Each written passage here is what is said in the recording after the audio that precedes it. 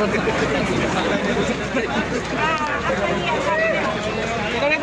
Dito mo na lahat!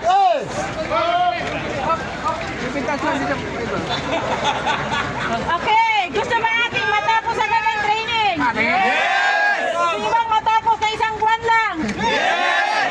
So dapat every Saturday, kung may time kayo sa Friday, maglaan kami ng oras lahat ng HPG Friday, Saturday, Sunday, kung para matapos tayo within 1 month. Yes!